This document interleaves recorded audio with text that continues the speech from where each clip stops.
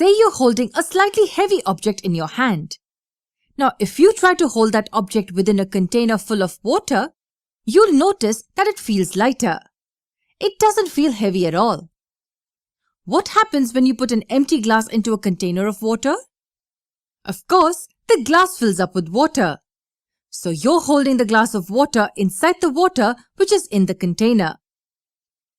And now, when you try to take the glass outside the water, what do you notice?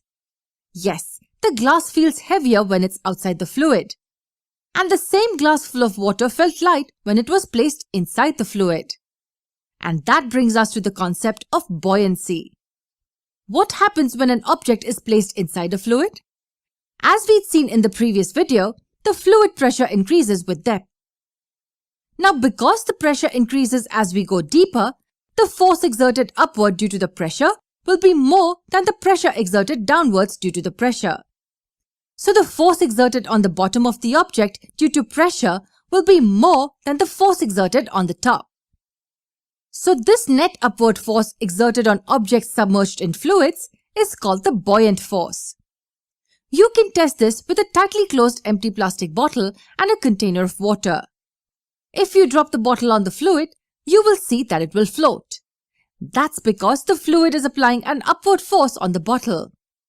Now hold the bottle and push it inside the fluid. You'd notice that the bottle is also exerting an upward force on your hand. If you leave the bottle, you'll see that the bottle will come up to the surface on its own. I think you can guess why. Now push the bottle deeper inside the fluid. You will feel more force against your hand. And when you release the bottle, it'll rush back to the surface. It'll come up faster than it came up in the previous case. The upward force increases as it's pushed deeper into the fluid. And that's because the pressure also increases as we go deeper into the fluid. This upward force exerted by the water on the bottle is known as upthrust or the buoyant force.